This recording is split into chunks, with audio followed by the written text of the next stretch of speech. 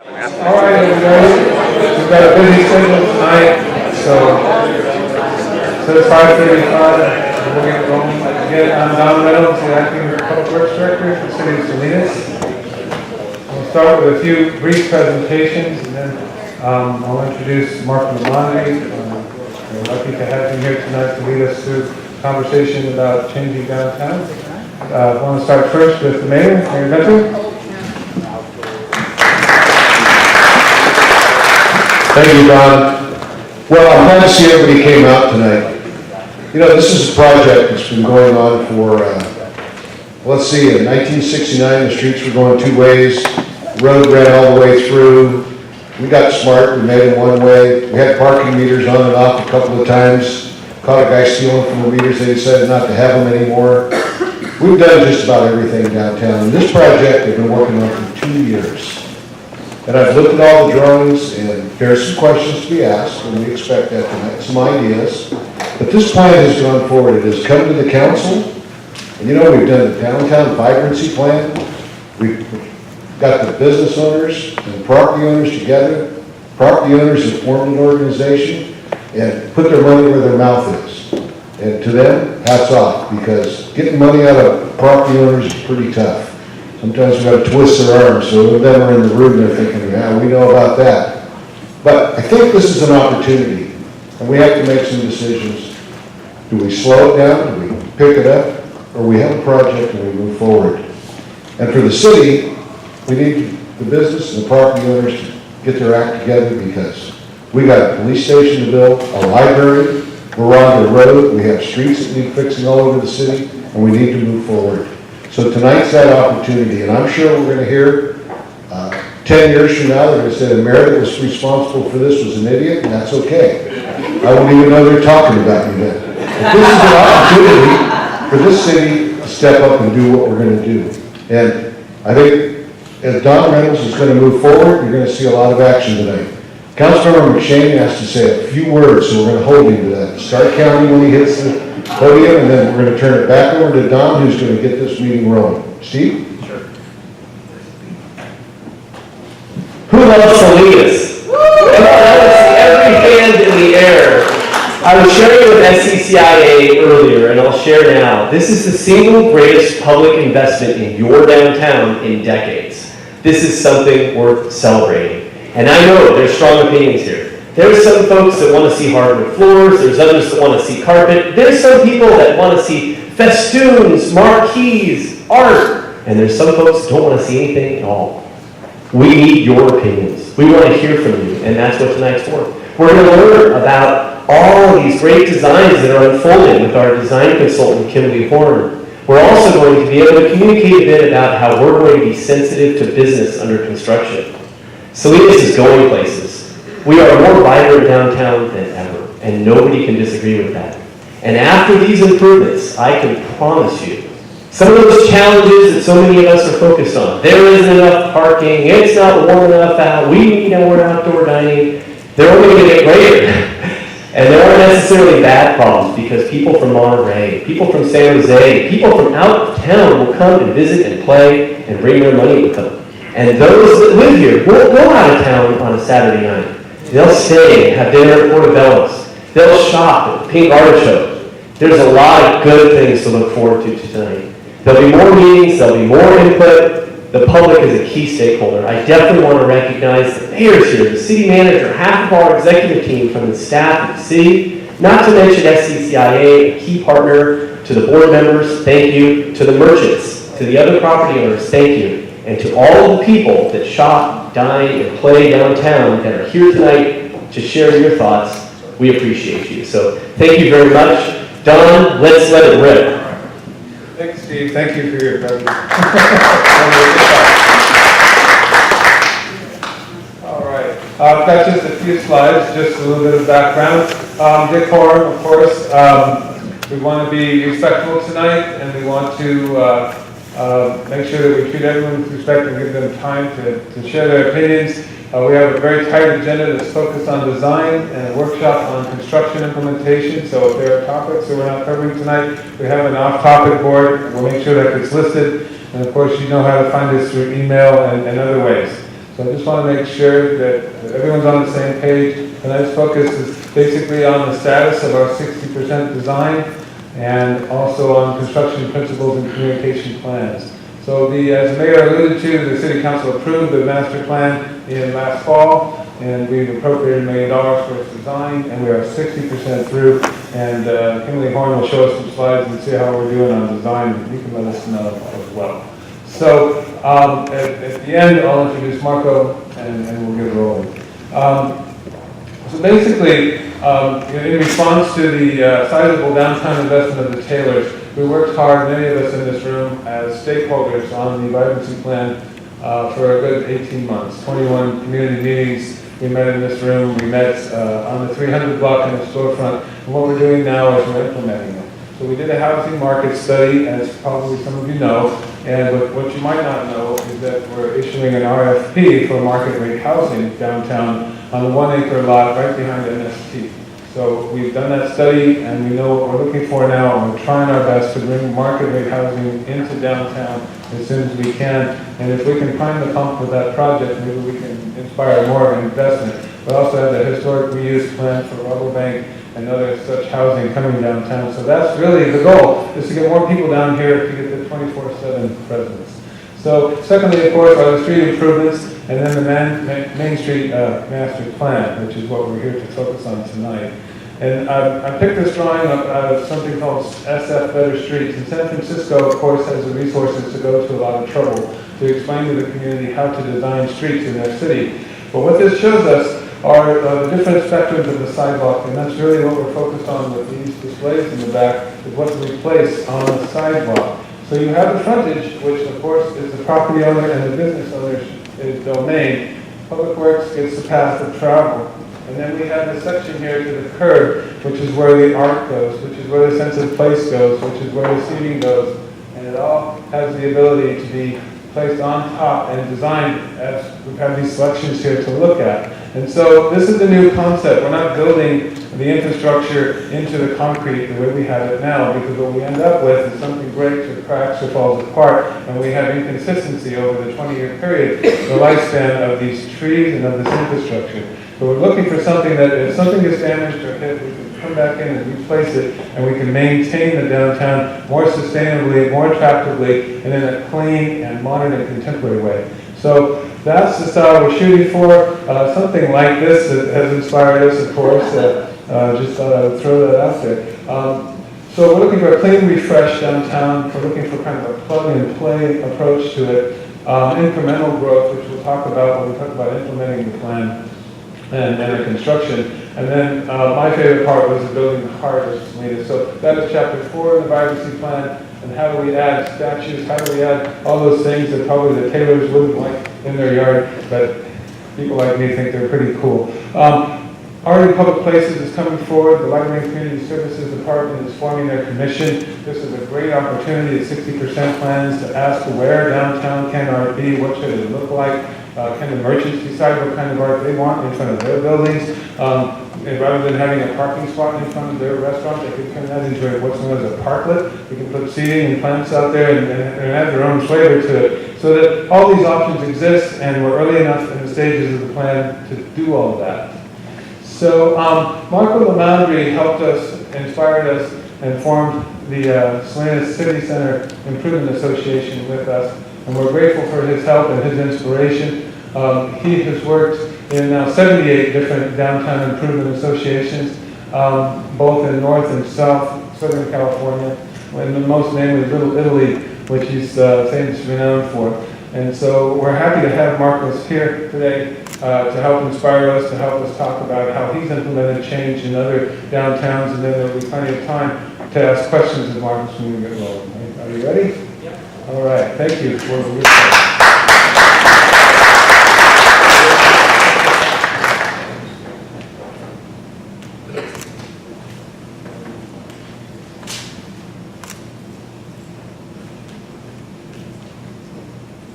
Well, I'm glad he's here because I couldn't do this, so. We'll put that on.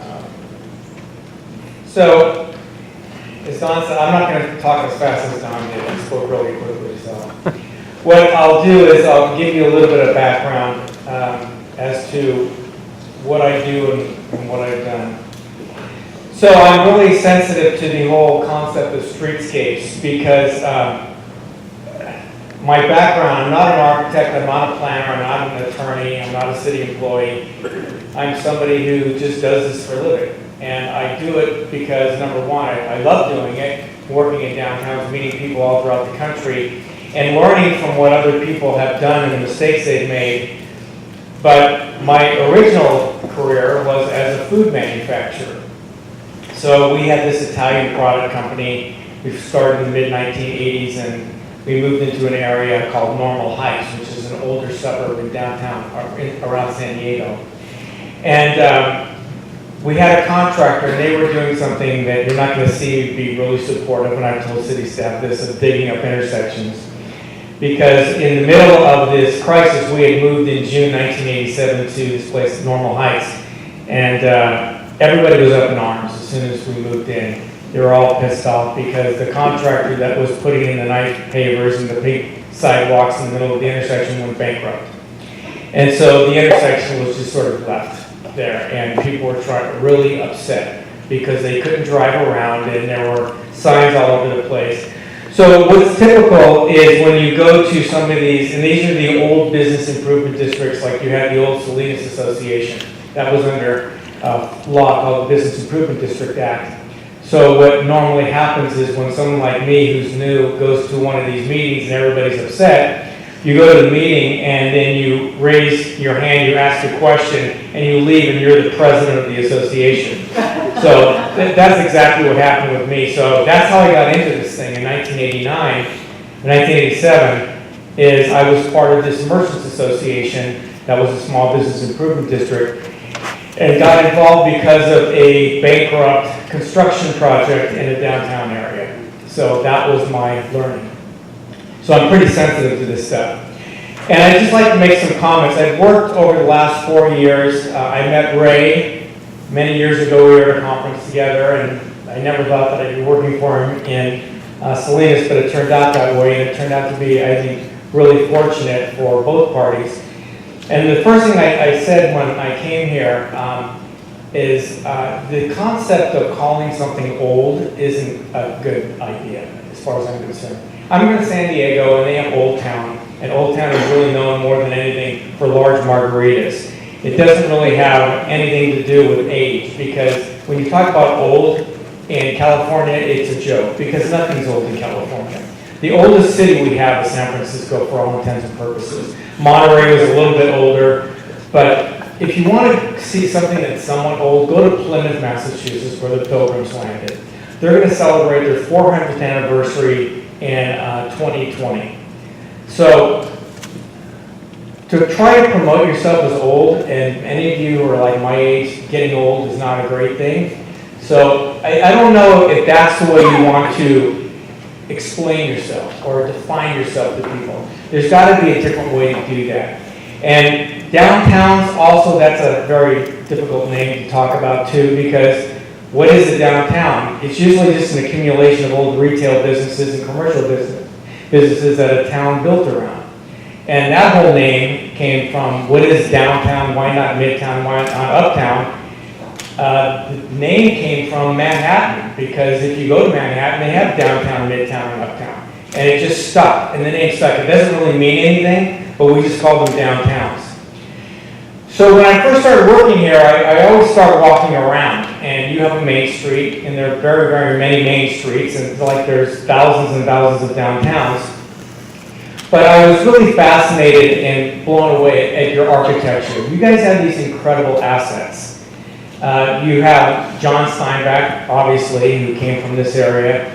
Great agricultural community. I think what recently what Bruce Taylor did with his building is phenomenal. You have people that are in this area that are moving back into downtown. But the architecture walking down Main Street is really phenomenal. And it's really breathtaking in a lot of ways. And the one bank that on Gallivan and Main I was looking at on the corner, I guess it's the southeast corner, in my mind that had to be the old Bank of Italy, because even though you can't find B of A on it, when Amedeo Gini built the Bank of Italy, became the Bank of America, he always went to Main and Main.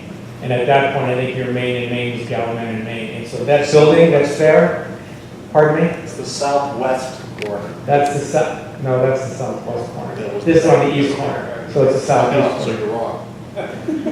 I am wrong every so often, so. It's okay. He always went to the center of town and built these phenomenal buildings because he had so much faith in the future of downtowns in California. So one of the things that we look at in the establishment and the revitalization of downtowns is what makes it work, what's the formula. And there are, at least in doing this extensively throughout the state, you really need three things to make something work. The first, you need a place. You need an identifiable place. And you guys have that. And the downtown is very well known, has been here for, I guess, easily 100 years. Secondly, you need an independent financial base. You need to have funding that comes in that is not dependent upon volunteer contributions or not dependent upon a city or a county. It needs to be an independent funding base. And then you need an entrepreneurial management corporation. Who's going to run the thing, and on whose behalf are they going to run those things? And I think that with the Salinas City Center Improvement Association, which we formed a few years ago, you have all those elements to make that work.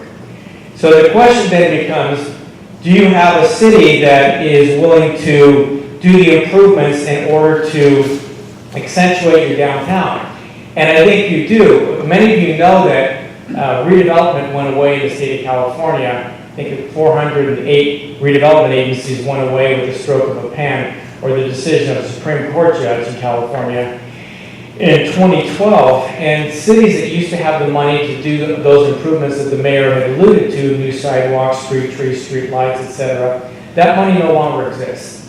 The state took that money back, they reallocated that money, and so it's based upon the general fund or certain grants that you get that. And it looks as though your city and city council has prioritized this. And whether you do it through a bond or the general fund, you're going to have those improvements. And I would tell you, a lot of people don't have that ability. They have to wing it because their downtown is in the state that it's in, and it's going to stay that way because they don't have the capital improvement money. So when Don first called me right before Christmas and said, look, we're actually beginning to implement the vibrancy plan, and we have some issues regarding, the direction of the streets, signage, as well as the overall streetscape. Would you be willing to help out and come and talk? And so I said yes.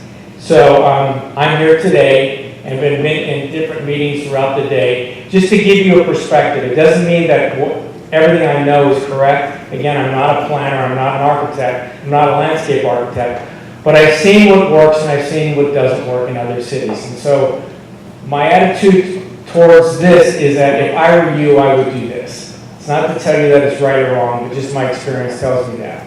So I'm going to show you these different shots from all over the place, and just by the end of the presentation, I hope you have a better idea as to maybe what you should look at and what you should avoid. So the first thing I say is, you look at your downtown and you say, well, what is it? Well, I was doing a district in Sacramento, and I saw this sign, which I thought was classic. It's pancake circus, steak, seafood, salads, breakfast anytime. And I was just like, what is it? What would you go there for? Because it's got everything. So I didn't understand, and I said, that really symbolizes what a lot of our downtowns are today. And then I was in New Bedford, and I looked at this sign. It said, darkness on roast beef and pizzeria. And it's like, what are you and what are you trying to convey to the public? This one was the best one I've ever seen. This says fish optician, and it has a picture of a lobster with glasses on. And it says lobster and eyeglasses. Those are what they sell in that place. And again, I didn't make this up. These are signs that are real signs that exist all throughout. And when I was growing up, apple was a fruit, right? Now it's no longer, well, it's still a fruit, but we refer to it as something else. Amazon was a jungle, and now Amazon has a whole different meaning. Words really mean something, just like downtown Salinas. To say that means something, and it's really important that you build something behind that meaning. And we never had this word before, This went from being a noun to a verb, and that's recent. But I always use this chart too to show people when they talk about the way downtowns used to be in the 50s and 60s and 70s, and that's before the freeways really got instituted in the United States and malls were built. So this shows you retail space per capita in the United States. We have 25 square feet per capita, per person in the United States. The next highest, and remember we have about 310 million people, the next highest is Canada. They have 24 million people. They're 15 square feet per capita. Australia, 10, United Kingdom, 5. So what it tells me, and I think that you guys will see this all over the place, and you're seeing it with malls. It's called General Growth, just sold last week. Westfield sold about a month ago to a French firm. We used to have Mervyn's. We used to have Saks. Well, we still have Saks. We used to have Buffum's. We used to have almost lost Best Buy. We lost Circuit City. All these different places have gone away. And it's not because they necessarily did something wrong, but they were being cannibalized by places like Costco, Target, and Walmart, and then Amazon. So when you have this much retail and commercial space per capita, and you have changing styles and patterns in which people are no longer buying things so much in a retail store, but they're buying them online, something's going to give. Your downtowns and strip malls and other large malls, because the mall vacancy rate in the United States right now is the highest it's been since the Great Recession in 2008. You're going to have a lot of empty buildings. And downtowns, the advantage you have is you have wonderful architecture that can be retrofitted. And things that were previously big office buildings can become great residential areas. And I say this not because I'm a developer, because I'm not a developer. But I'm telling you, the vibrancy of every downtown that's occurring in the United States right now is based upon residential. That people want to move into a downtown environment. Whether you're young or you're old. Usually if you have kids, you have to look at things like schools and yards and things like that. But there's a large part of the population that's under 30 that's not married, and there's a large part of the population that's over 55 that's looking for more walkable places. Now, not only are you walkable, but you're attractive and it's flat. You can go to San Francisco and go up California Street and go 2 blocks and really tax yourself because it's straight uphill. But you have a really attractive downtown, and it's conducive because of the buildings to being retrofitted. So this is you years ago, and it's a great picture. It shows the diagonal parking, 2-way street, all the great architecture. You had plenty of signs, to get people's attention. But this is the way it was. And you didn't have to compete with malls, and you didn't have freeways to draw people outside of your downtown. And another shot of Main Street. And your old Salinas sign, which I think people were trying to figure out where it went. But it showed, the home of the California's rodeo. And they talk about, it's got the hat on it, and that was what symbolized Salinas. So this is when you had the heyday of your downtown, and you have a lot of great architecture, a lot of great buildings, and we know that the Bruin building right now is burned, but it's a great building on a great corner, and it will become something else. The Fox Theater, the Art Deco nature of these buildings is just phenomenal.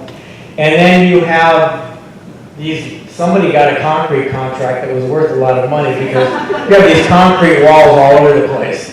You have your planters and barriers too. So that was appropriate at the time, but I'm not sure how timeless it is.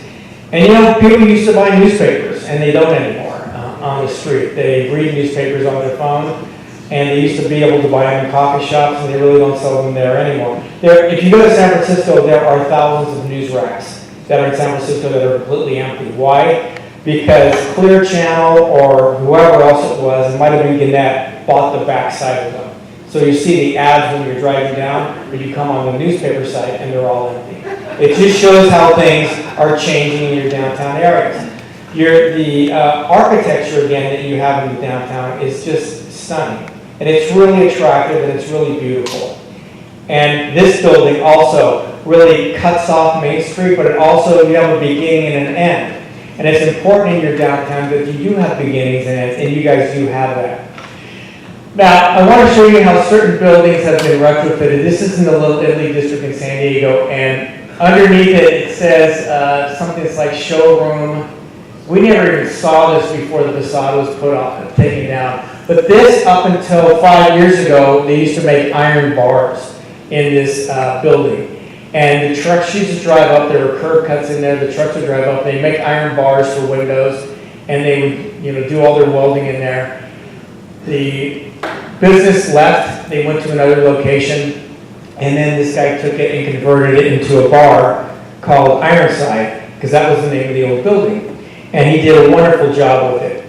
And we look at other town centers, because what you are really is a town center more than anything, and this is Santana Row. In Santana Row, if you've been on West San Carlos in San Jose, the mall is across the street. Santana Row really is what's called a lifestyle center, but it's been pretty successful, and it's looked at as really a model for what you can do with available land from scratch, and they really did this from scratch. This is also parts of Santana Row. Then you go to Healdsburg, and if you guys have ever been to Healdsburg, north of Santa Rosa, the town is built all around the Central Plaza. Public spaces are critical. They used to build them a lot on the East Coast, not so much on the West Coast, but that entire town is built around that Central Plaza. And it's wonderful. It's really well landscaped. People aren't afraid of their signs being blocked. They understand the value of the trees there. And then closer to home, you have downtown Redwood City, which is under a pretty radical transformation over the last 6 or 7 years. I did a district in downtown Redwood City, and the vacating of streets, the widening of the sidewalks, the use of and the focal point of Courthouse Square as a centerpiece, the walkability, the Fox Theater being right across the street from it. It's changed so fundamentally, and they've had, I think, since I did the district there in 2014, I think there's been 3,000 residential units that have been built in downtown Redwood City. So Kaiser Hospital is there, 3,000 new residential units, Class A office space. It's all built around the Caltrain station. It's really the only downtown between San Francisco and San Jose that serves the peninsula. But then you have other places that aren't necessarily downtowns per se, but they're really linear corridors. And this is, if you've ever been to Chicago, this is a Magnificent Mile. And if you ever do go to Chicago, walk on this street, because we all know that Chicago has much better weather than Salinas. So what they do in these public rights-of-way are just phenomenal. And as you walk, you want to walk on these places. And I'm from San Diego, and there's nothing in San Diego that even matches this. And they just spend a lot of time, money, on this whole idea of creating beauty. And this is in Chicago. Now this is probably a good 6 months out of the year. And then they change them towards, much more inclement weather. But it shows what you can do just with the sidewalk, and it's really inspirational. In other places, this is in New York City. This is the Flatiron Building. This is Madison Square Park, which really was not that well off about 10 years ago. And the Shake Shack opened their first place ever in Madison Square Park, and it slowly began to transform. And you have this, and I wanted to point this out. You'll see this movable chairs. My wife and I were in New York 2 weeks ago right now, and at this place, it snowed the day before. There was snow all on the ground. People were still eating hot dogs and hamburgers in these chairs. I didn't have that one, but people love being outdoors, and you guys have a great microclimate here. And we were having this discussion earlier about permanent benches versus movable chairs, and my advice to you is that you never do permanent anything. What you do is you want flexibility, you want mobility, because when it's hot, you can take your chair and move it into the shade, and when it's cold, you can take your chair and move it into the sun. You cannot do that with a permanent bench. It also allows you to control what goes on in the public rights of way much better. And in San Diego, in Little Italy, we spent a long time working on public art and public spaces, and we call them the piazza. So the first one we did was this Piazza Pescatore, and this was developed, we worked with the developer. They had done a brand new development of residential, and we asked them to pop out into the street and build the fountain, and we would then go and get the grant for the fishermen, because Little Italy, historically, along with Monterey as well as San Pedro, was a big fishing community. We were the tuna capital of the world until 1970, 1973. And so we did this piazza dedicated to the Italian, Portuguese, and Mexican fishermen, and we call it Piazza Pescatoria. And it's got its own color, it's got its own seating, and it's not that big, it's probably maybe 1,000 square feet, but it works out really well, and it's been really embraced by the community. Then we have our town center. This was our main and main. This was the center of our district in 1999. You can see nobody's parked there, because there wasn't anybody in Little Italy, and we had news racks, which are no longer there, of course. It was a bus stop. That was it. So you came into the heart of Little Italy, that was what you saw. And then over the course of time, we had some redevelopment work done. We put in new sidewalks. We put up our Christmas tree, and this was a street called Dayton Street. And all the streets in San Diego are basically 50 feet wide, and the blocks are 200 feet long or 300 feet long. This block here was 200 by 50, so it was 10,000 square feet. So we looked at this and we said, well, this is the heart of our community, and maybe there's something else we can do. So a developer came along, and you can see where that white building was, which was right here. And there was a big parking lot behind. He bought 20,000 square feet on the north side. He bought 5,000 square feet on the south side, and he bought the other 10,000 square feet on the south side too. So he says, well, we want to put up residential. It goes up here, and we want to put residential on the south side. But in order to accommodate the south side, we need to put parking under the street. You can see where the street is right there. So my company runs Little Italy's district, the community benefit district. So I said, okay, well, that makes sense. If you're going to do that, then you're going to permanently vacate this street, and you're going to make it so cars are never on it. So this becomes the heart of our community. So we're going to take a street and we're going to make it into a town center. And that's something that people love doing. They love sitting in a town center. They like being in the center.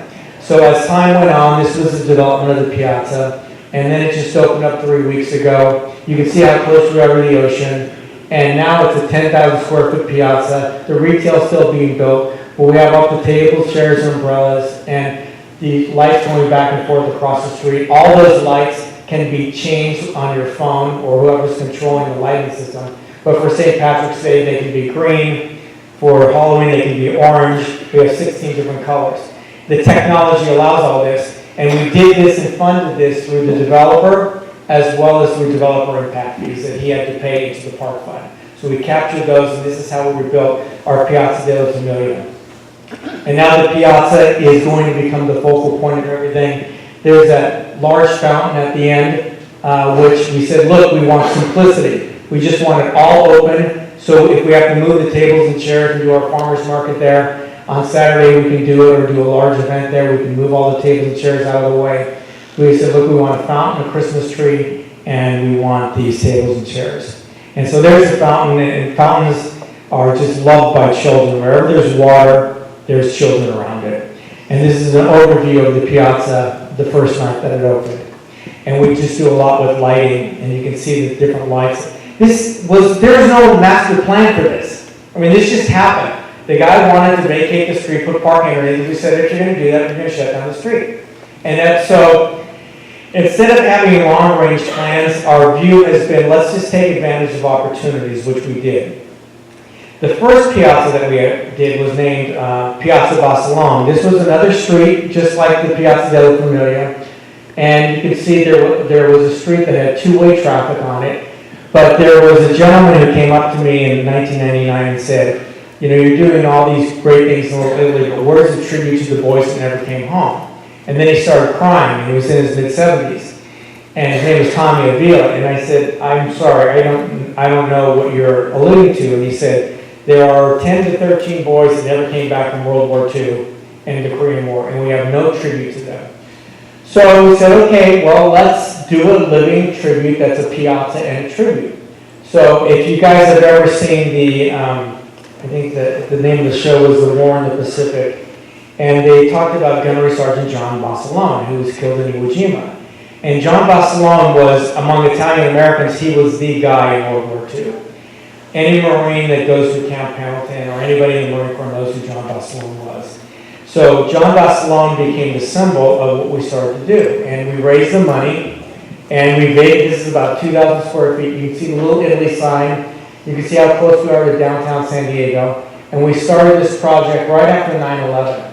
And we began with about $180,000 in public funds and raised about $300,000 privately. And the piazza kept growing and growing, and finally was dedicated about 2 years later. And then we realized that it became the focal point for that. We had no idea what would happen. We had water, we had the bust and pedestal of John Basilone, but people just loved it. And kids would run around it, and it was walled off so kids wouldn't be running into the street. And it became, I understood now that public space is the new retail. So when you go and eat, you used to go and eat and shop, right? But there's not where to really shop anymore because so many places are closing. So it's very European to eat and people watch. So this is what people do, is they will people watch. And they did it really effectively, and we learned from this whole process, and that's how we came up with the larger piazza. To the extent that there are Wounded Warrior Games every year at Camp Pendleton, which is the largest Marine base, if I'm not mistaken, in the United States, and it's directly north of San Diego.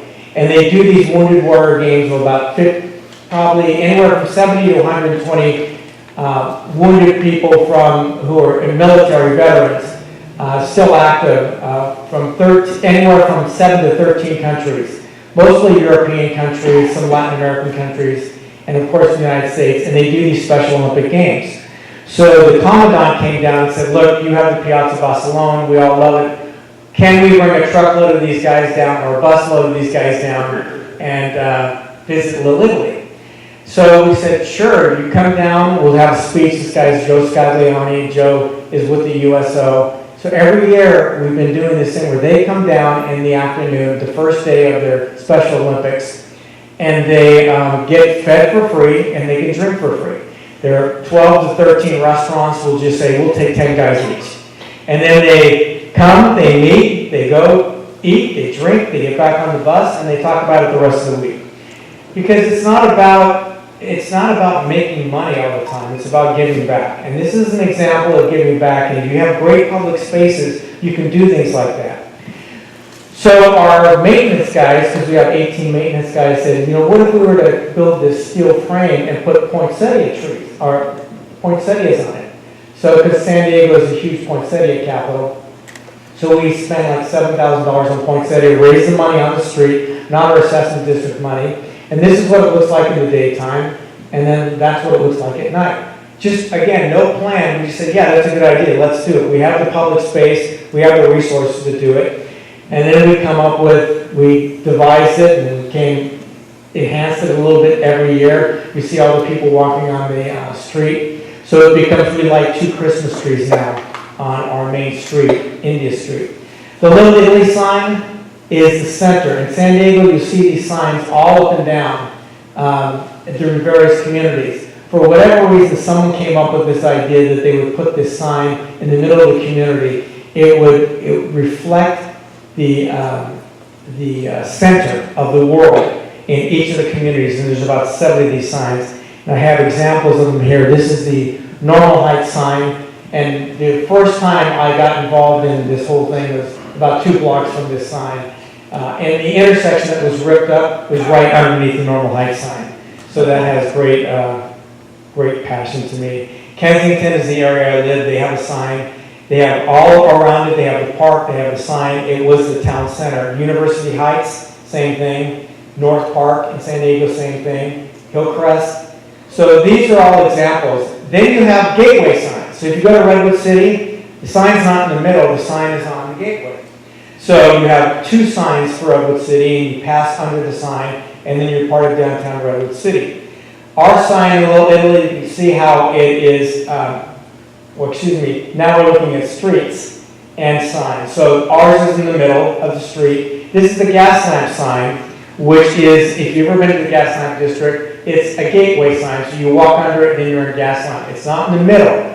So I want to show you have examples, because that's the thing that you're debating right now, is should you have gateway signs that are bookends, or should you have one smack in the middle? Gaslamp is just a wonderful district. This is the real core. This is where any type of sign or major monument should be, is at the center, and there's really nothing there right now. But it also shows you that in Gaslamp, it's a one-way street. So sometimes streets work as two-way, and sometimes they work as one-way. Gaslamp's extremely successful, and it's done on a one-way basis. Now, if you've ever been to Rockridge in Oakland, Rockridge doesn't consider itself to be part of Oakland, but it's College Avenue is a two-way street, and that works too. And this is an example outside of Market Hall. Then I've got Mulberry Street, which is the streets in New York City, in old New York City, downtown, are 24 feet wide, all one-way streets. And because they have parking on both sides and then one lane of traffic, I have no idea how they get fire trucks down these streets. But this is what it looks like on Mulberry Street, and they decorated it really well. It's a really, really festive street. This is another street called Bleecker Street. Bleecker Street, if you ever go to New York City and you have the chance, you should walk down Bleecker Street. It's probably got some of the best food and retail left in New York City, and they're all very, very small scale. And then you get to what you guys are looking at right now, which is it a gateway? Are they bookends, or is it in the middle? Does it represent the center? And we had a really good discussion today with the Rotary and city staff, as well as Catherine from the SCCIA, about what's better, what makes more sense. And these are some designs. I know that you're going to go over those in just a second. But those are the ideas that are being thrown around right now. And of course, you have a guy with a cowboy hat walking down your intersection there, next to what I thought was the Bank of America. And you have also this town center that we're looking also. This is, I think, by Patria. It has the access from the parking lot on the east side as well as the west side. And looking at it as this being the center, or what we call a landmark sign, where you really create a sense of energy, a public space, something that's very walkable, something that you can see from this center as well as the entryway into Main Street down by the Bank of America. This would be a focal point that would draw people up. And you can do things on each of the other blocks. And then, of course, you're having sidewalks that are very active and very attractive, and this is part of what's being discussed in the vibrancy plan. So these are the things that you want to look at, in terms of parking, diagonal, perpendicular, parallel, two-way streets versus one-way streets, incorporation of public spaces. But the thing that I would just tell you, and I'll be around, of course, to answer any questions that people have, is that you have to, what you're building, you're not going to have this other chance. Like, I'm not sure that you're going to have a city manager like Ray who's going to say, as the mayor was saying, in 30 or 40 years you're going to have the money. Because cities are getting pretty strapped right now for a whole variety of reasons. But you have one shot to do this right. And what I would say is you really want to put as much energy into curb to property line as possible, into the sidewalks. Don't look at bunker, planters. Don't look at look at openness as much as possible, so you have as much flexibility as possible. And look at places where people can just sit. Now, you don't want to look at things like where people can sit permanently, because sometimes you have a situation where people are sitting and there may not be the people that you want hanging out there. And I would say if you go into a downtown and you see a bunch of young men that are, it's 3 o'clock in the afternoon, they're riding skateboards up and down, and that's not necessarily the demographic that you want. And I say that from experience and knowing this really well. What you do want to see is a lot of women, and particularly women with strollers, because women walking on a street is a sign of a healthy district. There's nothing that's more important than seeing who's populating the sidewalk. And if you build it where it's open and people can see and it's attractive, then you will attract women. And once you attract women, you're going to attract a lot of other things, like men, and as well as probably retail stores. But don't think that you're going to walk down this street in 3 years and you see all these new retailers open up, because it will happen when you have a residential base that's living downtown. Then you're going to have things like dog stores, You're going to have, other than yoga shops, other things that you never anticipated that would be in your downtown because they're serving the residential needs. The residents are going to be sort of the meat and potatoes of the consumption base of your downtown. Then you want visitors, of course, and then you want to look at things from a 50-mile radius because people will drive to get here. It's a very attractive drive. And I would just say in conclusion that I said, who's your competition? You know, maybe Monterey, but Monterey's a different animal completely. I mean, there really is no city center, I'd say, from maybe 25 to 30 miles away that has the concentration of activity and architecture and history that you guys have. So you really don't have any competition. So, and if anything, the population will continue to grow, California's going to grow, and what you want to do is become the hub for attracting those people so they will hang out, even if they come here to conduct business or have a cup of coffee, because people don't come to downtown because coffee is cheap or it's easy to park. They come here for an entirely different set of reasons, and you should really understand that that's where you're going. Thank you.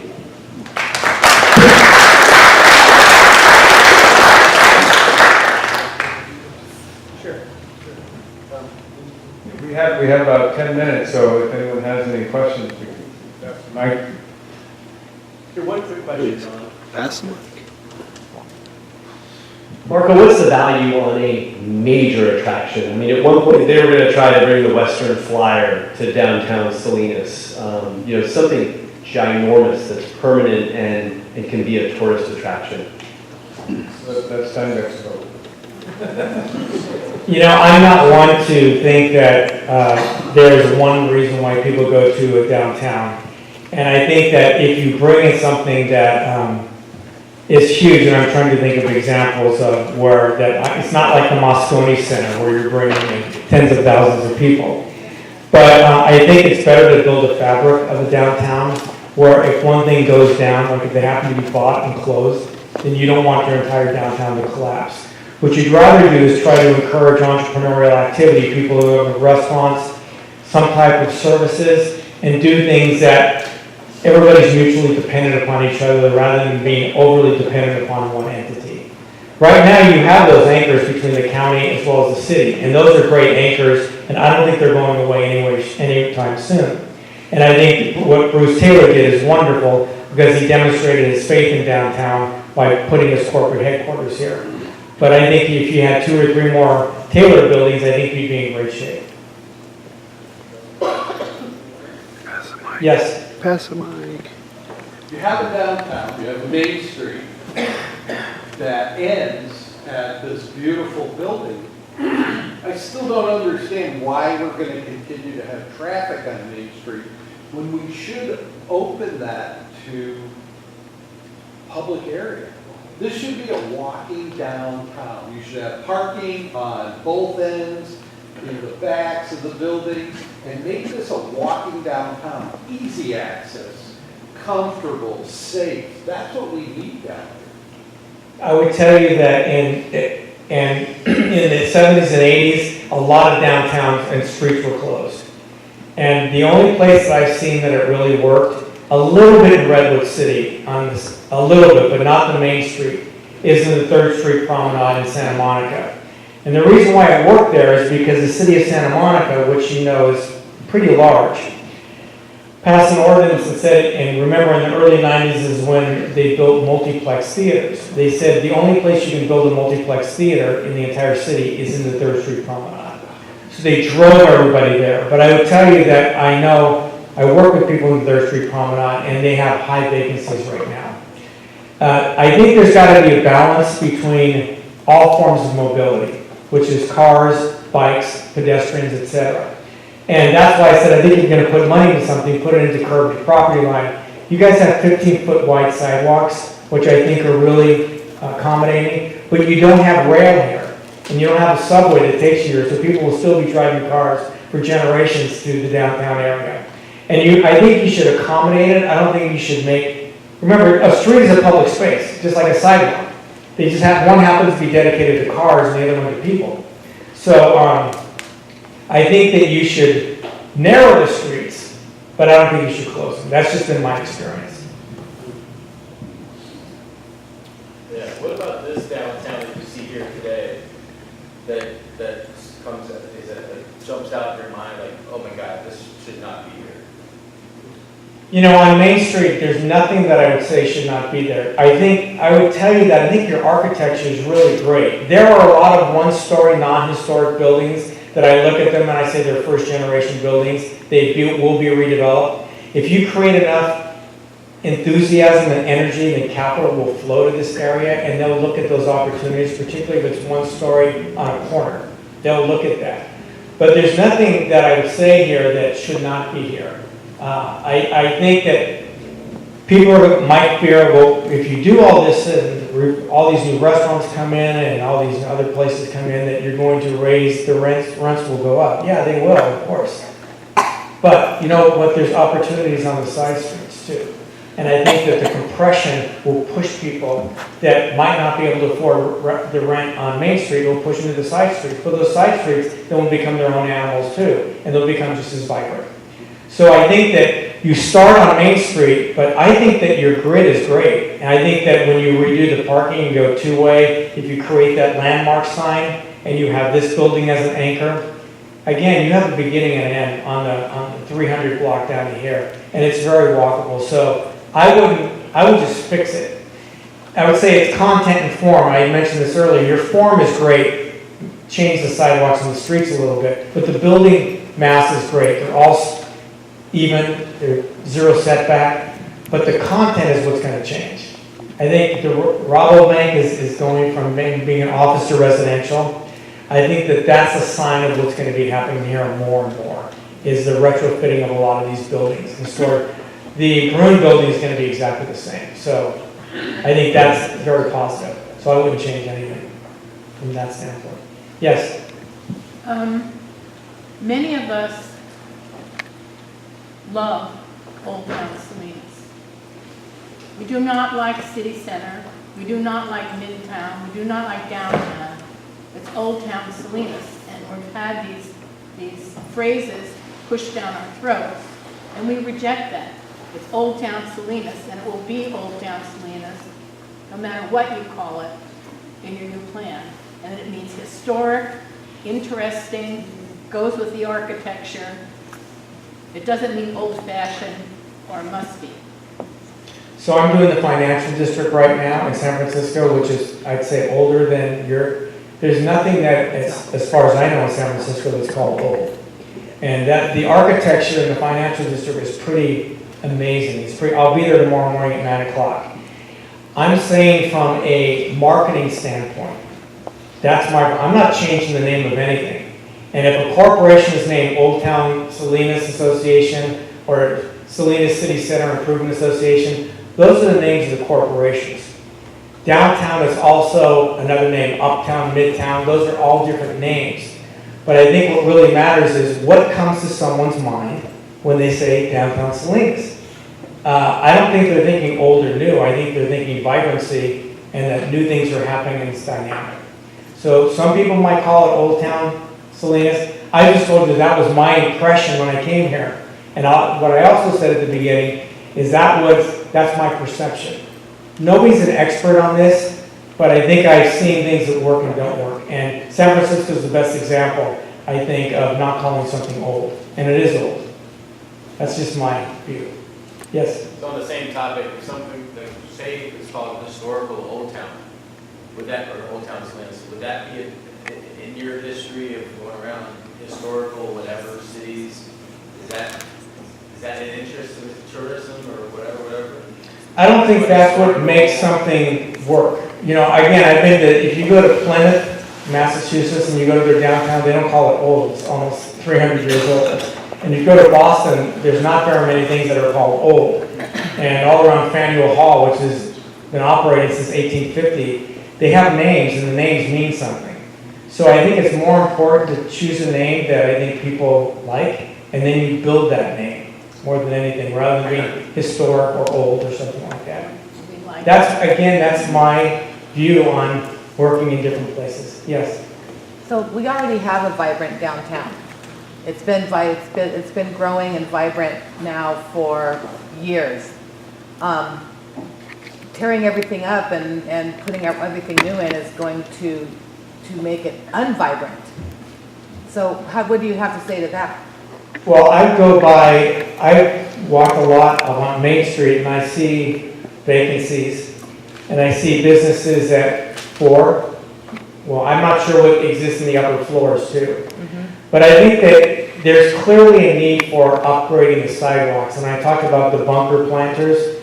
I think those don't make that much sense. And they actually wall people away from the street. And I think the street should be far more open.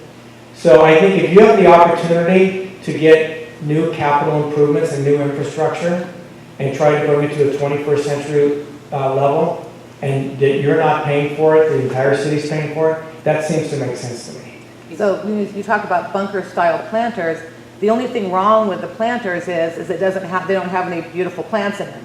The photographs that you showed of your successful downtown projects have beautiful flowers and plants coming out, just overflowing from the planters.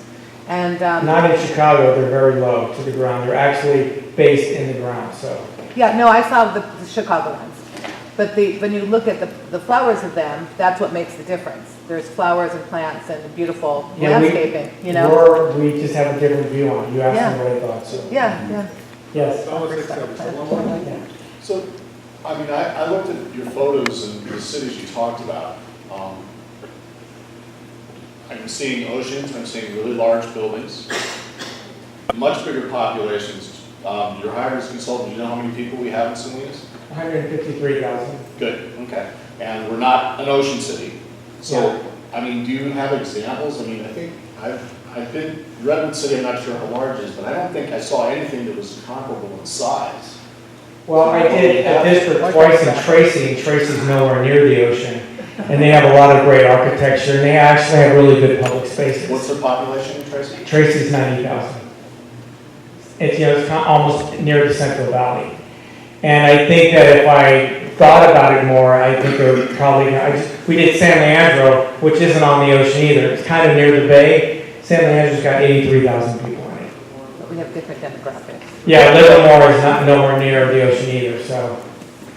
And I'm working in Santa Rosa right now, and that's nowhere near the ocean. And I think it's pretty similar in terms of population. The urban environment around there is a little bit, it's different. It's pretty ag, I mean, it's pretty, that's why it's so much burned in Santa Rosa. There's a lot of rolling hills with a lot of agriculture.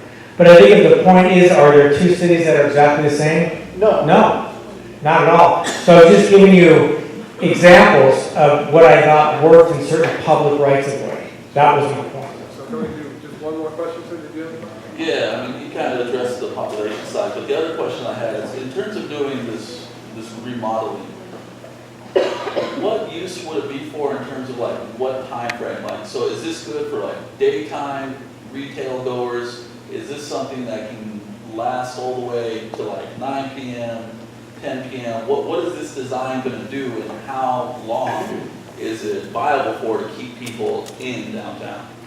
That's a great question, and some people say they want 24/7, which I think is ridiculous. I'm not sure that exists anywhere.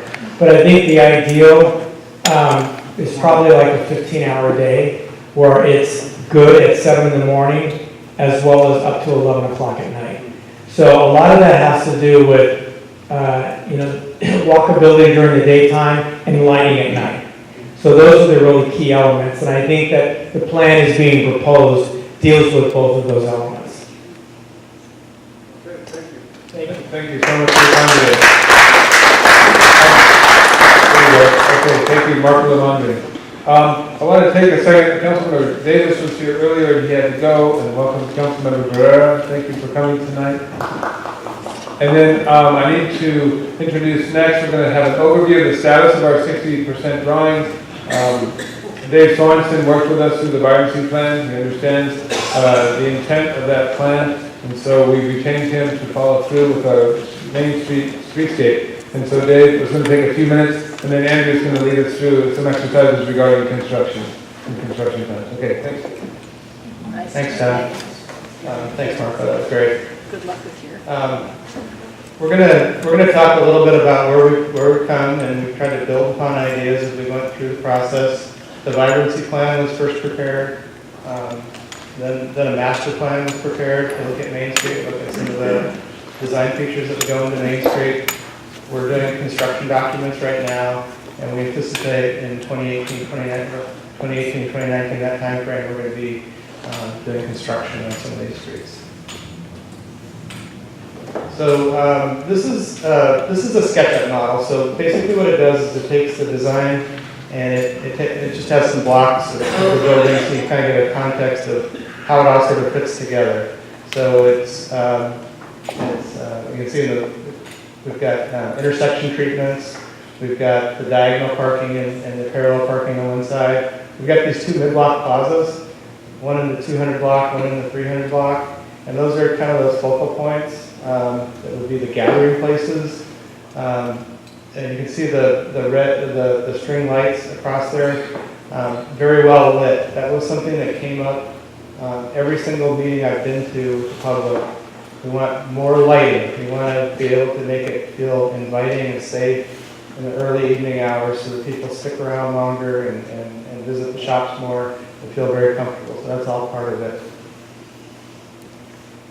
This was an image that came out of the master plan, and it's, we're looking at the two intersections at Gavilan and at Alisal to have a pedestrian scramble phases, so the pedestrians could cross in all directions. So it gives them, lets them know that this is a pedestrian street. They can cross diagonally and in any direction. So that's been carried forward into the intersection designs. This shows how it could look. And then the Rotary Club also came up with the idea of having these theme columns throughout the corridor. So we've tried to pick up that theme column and include that into some of the traffic signal poles and things like that in some of the mid-block plazas. So you start getting this theme, a brick theme, that kind of fits in with the buildings. So that's a good looking theme for how we handle the intersections. This is a pedestrian view, so you can see what it looks like at a pedestrian eye level through the intersection. Approaching the mid-block plazas, again, there would be lighting across the mid-block plaza, so it would be very well lit at night. It could be used as, this one shows a lot of different tables in there, and I've got a couple other options I'm going to show you as well that don't. We're rotating the angled parking and the diagonal parking so that each block face would have some diagonal parking and some angled parking. And really what it's trying to do is to have roughly an equal amount of parking for each side of the street so that we're not favoring one side over the other. And we're using these mid-block plazas then as a way to transition the lanes from diagonal to parallel parking. It creates a nice space for gathering in the middle. The sidewalk, like Don had mentioned earlier, it's got the three zones. It's got the building zone, it's got the travelway zone, and then the furnishing zone on the side. So it creates that sort of space throughout the whole corridor. This kind of shows you some of the treatments on a mid-blocks type setting. So what we're trying to do is to, right now, if you look at some of the lights that are out there, they're kind of covered by the trees. The trees are starting to engulf them a little bit, and we don't get good coverage from the street lights.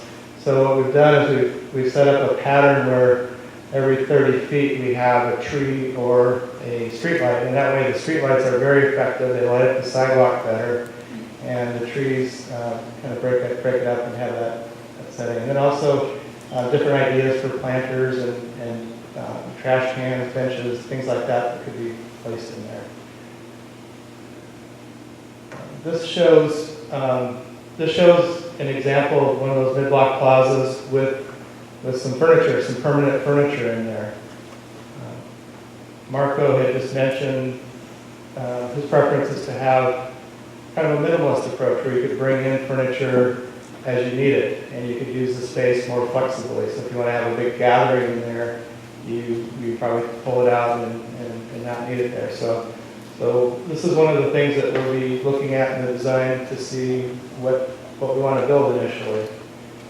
A couple other options to put some planters in, similar to what's out there now. And another option is to create these sort of outdoor room kind of concepts where you have little areas where people can gather. So there's a few different options that we're looking at in these mid-block plazas, and so that's being considered right now.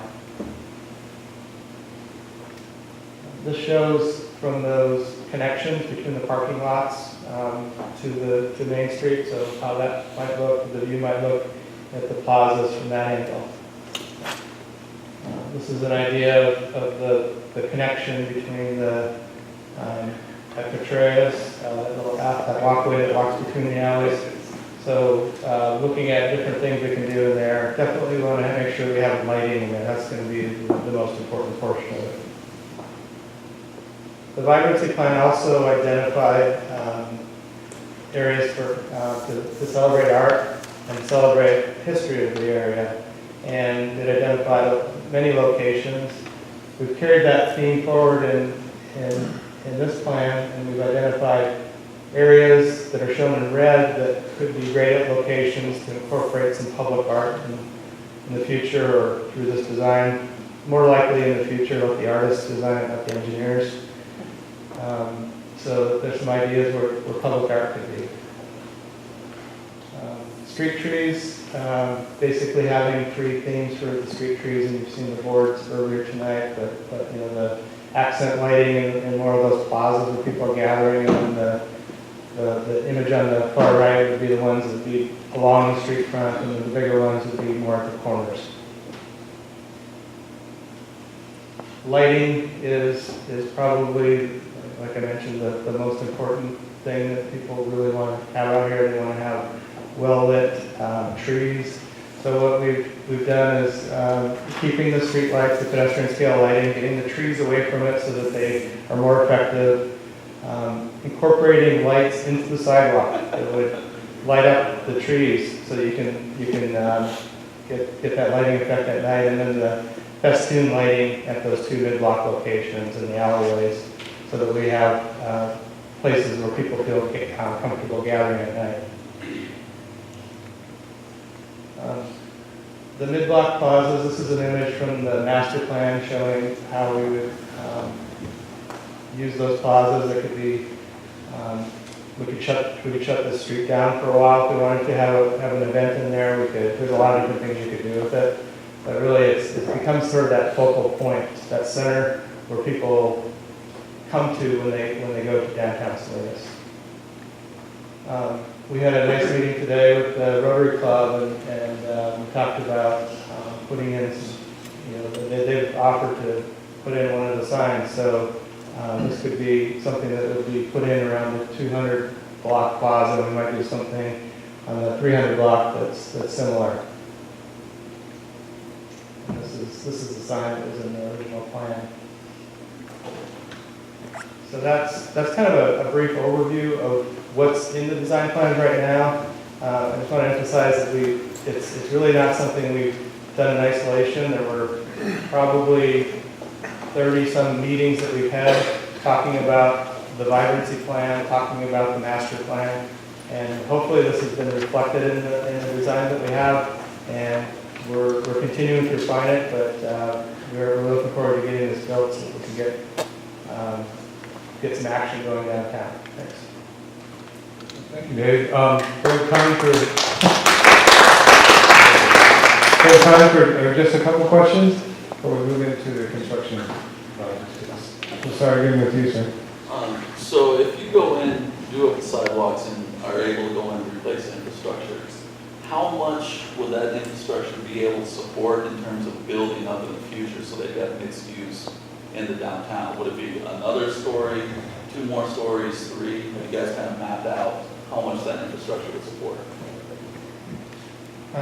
No, I think the streets are fine the way they are. With we're not really historic buildings. We're probably not going to tear down. We're probably going to do more of an adaptive reuse for the second floors. There's definitely capacity downtown. I think that what we really would need is parking would be the key. We need to make sure we have enough places for people to park, but generally speaking, there's enough capacity on these streets to be able to handle increased infrastructure, especially residential. So one of the confusions we've had on infrastructure is we're replumbing just a streetscape. So we're not providing a new water main for the building. Okay. So just literally for the streetscape that we're putting in. So you're ripping out all the sidewalks just because we need water for the plants? Couldn't we just have drought tolerant? No, that's not why we're ripping out the sidewalks. That's what it just sounded like. No, I was trying to clarify infrastructure for the buildings versus infrastructure for the main street. But the infrastructure, the water is just for this. There's water, there's electricity, there's Wi-Fi, there's a need to, as Marco stated, bring it into the 21st century. So, okay, did you have a question, sir? I'm good. Good. I'm let that off, but good. Sir? Hi, my name is Jeffrey Appling. I'm the owner of Appling Jewelry here in Old Town. I'm an international award-winning jewelry designer, and before I decided on residing to either Beverly Hills or Palm Springs, I decided to come back home to Salinas, California, which I love this area. What I'm concerned with is Business 101. First thing when I heard about this was only about 8 months ago. I signed a lease not knowing about this, so I need to find out when you contacted the tenants. But I want to let everyone know what's going on with my store. For my customers to get into my store, it takes them about 3 to 4 times to get around the block to get into my store. By the time they're in my store, they're so angry and frustrated, they forgot why they're here. Okay? With the suggested parking, I see semi-parallel parking and semi-diagonal parking, which is great, but you didn't do the research. The people that come to my store have big trucks. This is not metropolitan. If we take away 60% of the parking, the only people that are going to make it to Old Town are the homeless, and then if you put up a park, you got drug dealers. So a beautiful place that we can't access. That's my only feeling. It's not about how pretty you make it, it's about Business 101. Thank you, sir. We're not talking about taking away 60% of the parking. That's never been discussed. Sir, did you have a question? Yeah, thank you. I can kind of chime in with that. First of all, congratulations on the concept of making Main Street two-way again. Because when I was a youngster and my mother took us into town, it was great. She did a lot of shopping around town. As soon as they made it one way, it was the people backing up, and I don't want to even go downtown here anymore and shop. It was too hard to get anywhere because of the way that one-way street is set up. But at the same time, what the guy's saying here is right. I don't know, it's not taking away 60%, but you're taking away some parking. And you got to figure out some way to get some parking. All I'm hearing so far is that, yeah, we're looking into the city figuring out something. You need to have a place where the people can park before you start ripping up anything and starting this project. You need to have a place where the people can park. Otherwise, it's a dumb idea. I don't disagree with you, sir. One more question, Trish? Yeah, I'm looking at the plans. I don't see much for bicycles. So it's supposed to be more bicycle friendly. I don't see a bike path coming through Main Street or anything. Can you address that, please? Yeah, so there's, the bicycle plan for the downtown has bicycle routes on several streets: Alsall, Monterey, Salinas, Central, Gavilan. Main Street was not designated as having bicycle lanes. It's a slow enough street where bicycles are comfortable on there. We are providing bicycle locker facilities. We're providing storage. We're even providing places where bike shares can be, like if someone wants to rent a bike and park it there. Because that's a new trend that's coming. So the downtown was planned as a system for how to accommodate the bicycles, and that's kind of how the network was developed. Do you have one question, sir? Yeah, if I can, but is there a design in there for public restrooms for downtown? And then also the construction that you guys are going to start off with, is it going to be during the holiday season? That would be good for the retail shops? That's a perfect question. I don't want to avoid the public restroom question. That's critical. We have a public restroom inside the Monterey Street Garage. And as we plan for structured parking downtown, that too would include, as we do in Santa Cruz, for example, public restrooms in those structures. So those are coming down the road. That's after we do the design, try not to complicate the Main Street program with the parking program. Just one issue is enough at a time. That's our agreement and commitment to the downtown. So that's where our focus is now. Andrew is going to speak with us about construction and construction phasing. And now I'll address your second question. So this is Andrew Easterling, the city's traffic engineer. Thank you. Good evening, thanks for sticking it out. Just a perfect question to kind of segue into my presentation. I wanted to talk a little bit about the construction schedule and some of the strategies we're aiming for. So just to kind of get you up to speed on where the project's at. Right now, we're still probably too early to have a well-established construction schedule. We're well on our way to developing the construction plans. So I think Dave kind of hinted at this a little bit earlier. We've done the downtown vibrancy plan. We've done the Main Street master plan. Right now, we're in the process of preparing construction documents. So it's the PSD, the plan specifications, and estimates. And so what that's getting ready for is to bid the work out to hire a contractor. Once we've hired a contractor, that's when we'll have a really well-established schedule. That's when we'll know, what blocks are going to be working on, or what blocks the contractor will be working on at what times, and we'll have a clear path looking forward to figure out how to implement this project. And so that's where we're at with the construction schedule. But I want to really talk about what our guiding principles are as far as hiring the contractor and moving forward. And so one of the first focuses I think we need to address is, I hear a lot of concerns that everyone is really worried about the construction and how it's going to be disruptive to the downtown area. And I think there's a lot of businesses that are just concerned that the street will be shut down and no one will be allowed on Main Street. And that's not what we're aiming for. One of our guiding principles is implementing a business-friendly construction strategy. So making sure that we're accommodating businesses during this construction. The other things we need to focus on is project delivery. It's making sure we're moving the project forward, not idling, and not taking steps backwards. So that's the other focus. And then we also have to be responsible with our city resources. So we have to be responsible and manage our budget wisely because we only have a certain amount of money set aside for this. So those are the three things that are our guiding principles moving forward with construction. And what I really want to talk about are our 8 strategies for business-friendly construction. So number one of the common requests is, how do we get updates? And so when we hire the contractor, I think really what we want to establish are weekly updates to inform the merchants, to inform the customers, to inform all the stakeholders of what's going on, what's going to happen, looking ahead in the next couple of weeks, what's the contractor going to be working on, and how do we, stay informed with how to get to the stores and where the disruptions are going to be. And I think that'll just kind of give everyone peace of mind to understand what the next steps are once we get to that phase. So the other idea is to let the customers know that businesses are open. So I don't know if you've been to any of these downtowns that have gone through this project, you'll see a lot of these orange signs or these other signs, and that's really what we intend to do, is to provide signs that, let everyone know who's coming to downtown that the businesses are still open. We might have some construction going on, but the businesses are still open for business. The other thing we really want to be sensitive to is to avoid heavy construction during peak holiday seasons. So there's a survey that's been going around. If you haven't answered yet, if you're a business owner or a manager, we have some surveys up front. We're really trying to understand, what are your hours of operation? What are your busy seasons? When do you have deliveries? When are you open? When are you closed? We're going to try to be sensitive to the peak seasons to minimize the disruption during those times. And then during the off-peaks, maybe to allow the contractor a little more flexibility. So that's something we're aiming for.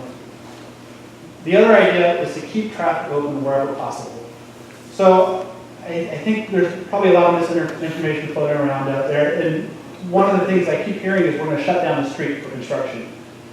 It's not likely, at least not during business hours. I think if the street we ever needed to open it up all the way, it would be probably in the evenings, the off-peaks, and then be restored during the day. The intent is to really, how I see this moving forward, is to do work on one side of the street at a time, shift traffic, keep parking open on one side, and then allow the contractor to work in the open space. And so the intent is to keep the traffic open wherever possible, or whenever possible. The other thing I always hear, it's always a common concern, whether or not we're in construction or not, is parking. And so one of the ideas we have moving forward is there's going to be some disruptions to parking, and we're going to try to accommodate that. We're talking about strategies for figuring out how we can open up parking when we actually take away parking. So the intent is to replace parking when it's lost. Maintaining access to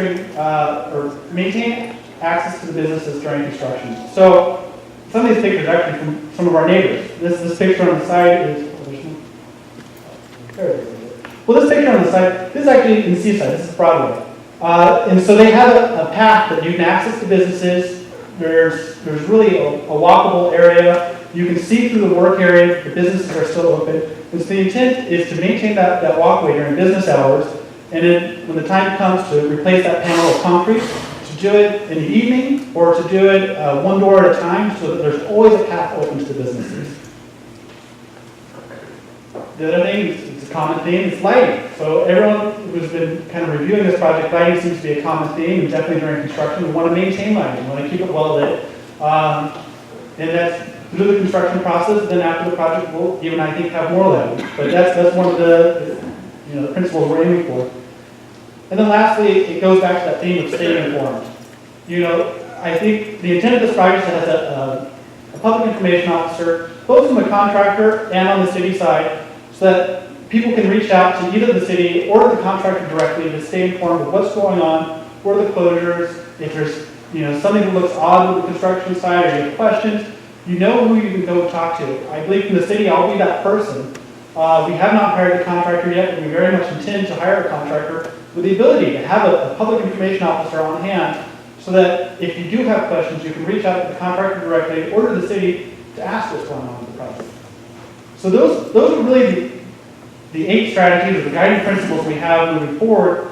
We're not to the point yet where we've hired a contractor, we have a well-established schedule or construction schedule, but I just kind of wanted to give you a sense of what we're aiming for when we do hire the contractor, when we write the specs, and really what the intent of the project is when we go to construction, because we're sensitive that there are business needs and that the construction process can be a disruption, and we're trying to accommodate our best to make sure that the disruption is managed and that the business needs are met during this time. And so really I think the next step is going to be a workshop. I'm going to try to get some input from everyone who's still here and stuck it out. And we have just a couple questions that you guys will kind of discuss at the table, and then we'll go around the room and we'll take some top answers from the table, and we'll make notes of that, and we'll keep it for a record. And then when we go back, we'll have another workshop in probably a few months from now. We'll have some time to digest that, and we'll have a better idea of where we are with the contractor and the construction specs, and we'll go from there. Yeah, quick question. Well, you be hiring local contractors. So there is usually incentive when we go to the bid process for local preference. We haven't made that decision yet. We still have not gone to bid. We're still in the process of preparing the construction documents. So are you going to bid, competitively bid that? I believe that is the intent, yes. Yeah, that is the intent. One more question, then we're going to go to the table exercise. Yes. Will there be any kind of a media campaign or publicity besides all the signage for those people that let them know what's going on in Old Town and maybe the... Yeah, I believe so. And there's opportunities to partner with definitely some of the stakeholders. SCCIA is definitely at the table, and the Rotary, we met with them earlier. We might be looking to some of our partners and stakeholders to help assist in the promotion of the media campaign. But that is the intent. I think we're not there yet, but I think that is the intent to have a media campaign. Yes. I see a lot of negatives on this plan, mainly because of the tearing up of the sidewalks in the 200 and 300 block, on the taking away of all these parking spots, on the charging of customers to come in this area. And this will be a long-term negative economic impact on the downtown. I was proposing, if you want to so forcefully do this, I'd like to suggest that the city reimburse the business owners for any lost income.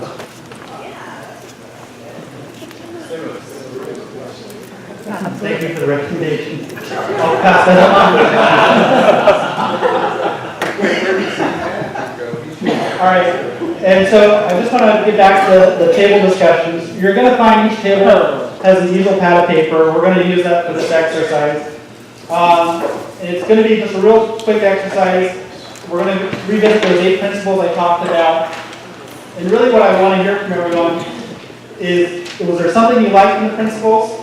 And that'll be the first exercise. If you just want to write down 1 or 2 things And I put them up here just as a reminder. These are the things we're aiming for when we go to implementing the construction phase. If you just want to take a second to talk amongst yourselves and come up with maybe a top 1 or 2 answers, and we'll go around the table, we'll around the room and we'll talk about it. And then we'll move on to the speech. All right. Thank you, everyone. Everyone had enough time to provide some input on the likes and dislikes of these 8 guiding principles. I want to quickly mention that CSUMB has a downtown fire safety action team that would kind of help gather input from the stakeholders on this project, and some of those principles are directly incorporated into these 8 guiding principles that we're aiming for. So I just want to mention that we do have different partners around who are really instrumental in kind of guiding this effort. I want to thank Kevin and Sia for helping to provide some feedback before this meeting. So real quick, I'm just going to go around the room. I know we're starting to thin out a little bit. Quite a bit. I think this is a good opportunity to kind of maybe get everyone. We can go around at each table and we can talk about your top like and top dislike.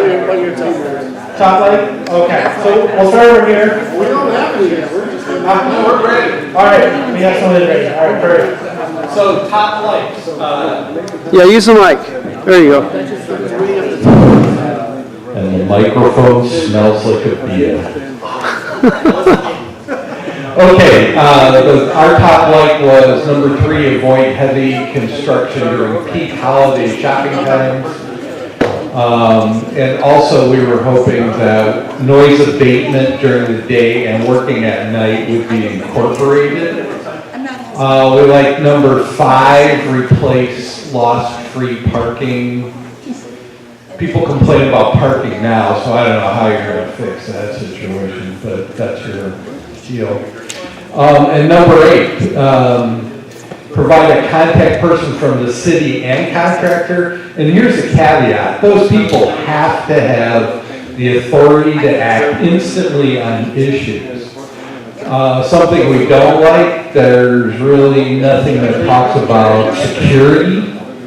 Increase security so that we don't turn this into a homeless camp while we're doing construction, and traffic control. Okay. Thank you. Are you guys ready? Who wants to be the lead spokesman? Where's the replacement? You're being volunteered. We want to give us Or we can move to the next table. Or next table. All right. Was anyone else ready to go over the top like and dislike? I'll throw out my personal 3. Sure. I can't speak for the table, we didn't get that. I'd say my personal 3 would be number 3, avoid heavy construction during peak holiday times. I kind of like the suggestion, and I was going to ask privately whether or not you guys are going to do construction off peak hours, maybe at night.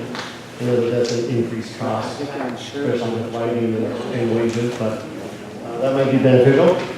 Number 4 is keep traffic open whenever possible, obviously to promote circulation and or people visiting downtown. That would be crucial. And again, speaking by myself, would be 6, maintain business access during business hours. Obviously, again, there's people that eat lunch down here, people that shop down here. And if I could add one that's not on the list, encourage business owners to stay open later. All right, thank you. That's kind of a spoiler for the next question. Is additional recommendations. So, I don't know if you guys are ready yet, or... Yeah, we'll do both. All right. So we're going to go through this list? Just your top like and your top dislike. Or the right. top like. Top like is avoiding heavy construction during peak holiday season. And the number 5, I think replace lost free parking. I don't know where that's going to go. There's a lot of question marks on that statement. And then if you said that toilets are going to come with the parking, then that's kind of cool. But I don't know what like the public toilets. But then we're going to move into I don't know what's next. But we have some questions, like, can we go into this? So where is the replacement parking? Okay, we said that access to the front of the businesses. Businesses, weekly update, they're gonna do the website, I believe, on that, the website. Who's gonna be responsible for watering the vegetation? Can we get Hope Services back? And then the lighting on the buildings wasn't discussed, it was only lighting on the streets. And so is SCCIA in discussion of lighting the buildings up? And also the infrastructure that the park, tearing up the sidewalks and doing all that whole thing. Is that part of their payment? Are they paying for that, or is that part of this whole tax thing? This whole, So the public infrastructure improvements, this project is funded through Measure X. The improvements are solely in the public domain. There's no part of this project that's going to be improving private property. So lighting of the private property is replacing any of the infrastructure. I know there was a lot of talk about some of the redevelopment. I know Marco kind of hit on elements of the vibrancy plan. I think I kind of want to make sure we're keeping everyone informed. The project that's moving forward right now is the streetscape project on Main Street. It is a piece of the vibrancy plan. It's not the entire thing, but it's everything in the public domain, in the 100, 200, 300 block. So most of that's going to be the streetscape. And again, no part of this is going to be private property improvements. Sure. So down the road, private property improvements are going to happen. and so if that's done, then would the streets have to be tore up again? No, the infrastructure's in the alley. Yeah, all the infrastructure's in the alley, which they're not touching, right? You're not gonna do anything in the alley? Correct. What alley? Keeping it looking ugly? So what's, Both so the what, alleys. so what's, On Main Street. why do the sidewalks have to be ripped up if all the infrastructure's in the alley? Isn't there some? Yeah, that's a good question. There's some infrastructure in the streetscape and on Main Street. You're right. A lot of the utilities are going to be in the back alleys, but we do have electrical. We do have some communication. I believe there even is some sewer. I think No sewer in the front, not on Main Street. It's storm drain. Okay. So, and we do have storm drain elements, but a lot of the pavement is tore up. It's not ADA compliant. We have some drainage things we have to look at. So the pavement is being replaced, and that's part of. We have an opportunity to kind of set the stage for this vibrancy plan, and the pavement is a big piece of it. I wanted to, Sure. I want to get clarification on the Government Affairs Director for SCCIA, and you mentioned lighting of the properties. Are you talking about lighting in the sidewalks that would shine on the facades of some of the architectural buildings? Maybe you could clarify, because I'm writing down. Lighting up the buildings, yeah, the facades. So you're thinking of something on the sidewalk that would light up some of the buildings? Well, at our table, they were discussing that they'll probably go on the first floor or up or something like that to light it. But I don't know if it's in the works. I don't know. Nothing's been mentioned, but actually considering that Marco was talking earlier about how the architecture of some of these buildings is one of the assets. Sure. But every single meeting that we've been to, that's been brought up to light up the buildings. And it hasn't been on the list. Okay, well, it's going to be considered now. Since lighting's so cheap. And we're going to move on to the next question. How many of the current trees are you going to save, or is everything just going to be ripped up like it was years ago, and we're going to have the Mojave Desert for 10 years until the trees grow up again?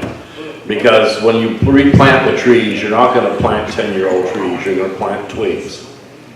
And I would also like to have a list made up of what is so terribly bad about Old Town right now. Yeah. We're getting all these theoretical ideas of pie in the sky. Why is it so bad that it needs to be reinvented at this point?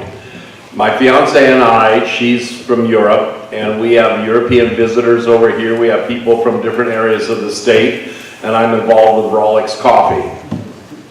And so many people come into Rawlix and say, what a beautiful old town. We never dreamed Salinas had such a beautiful old town. And our European visitors, and Trish has a lot of European visitors, and they have beautiful old towns in Europe. And they compliment us on what we have now, especially with the gardens, the mature trees, And I just have the attitude of if it ain't broke, don't fix it. And also, how many of the business owners have been interviewed and their opinions been collected? I mean, I don't want to I don't want to, oh, we've done a survey. Some of the surveys that have been done by, am I interrupting you? No, I'm just trying to track down one. Okay. Our vibrancy plan. I would like to see a survey of every address on the street of how people actually feel. Because some of the surveys are, well, 80% of the people surveyed feel. Well, 80% of what, 10? I mean, I would like to see facts, not hearsay. I think we're done. Yeah, I think we're done. Sure. Right. Right, I want to make sure we're kind of staying on the topic of the conversation at hand, and this is really the construction element.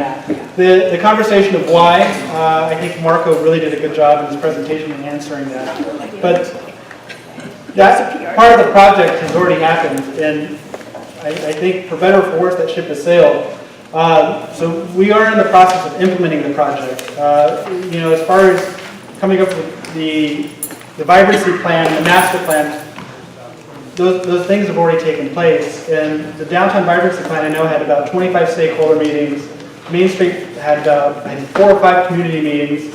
I've gone door to door, talking to every merchant to collect information on basically the elements of the master plan. And now we have another survey out for business hours, because the conversation is come to construction and implementation of the master plan. Well, the official, excuse me for interrupting, but many of the official survey results that I've seen through the city and other groups that are pro this do not necessarily coincide to the heartful feeling when I speak person to person with the owners and the businesses.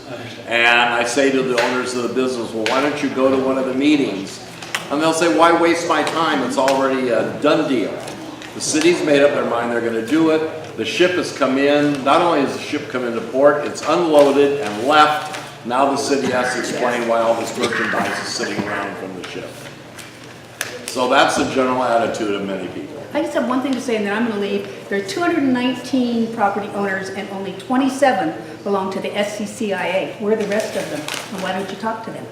I know Marcos set up the SCCIA for his own purposes, but it doesn't represent all the property owners. It only represents a very small percentage. And until you get all of them in, why are we doing this? And don't put in any extra water to make us 5 to 7 stories tall. Yes. So I have one more question that relates to the construction implementation. I'm just going to jump back to that real quick. I know we're really starting to thin out now, so hopefully, yeah.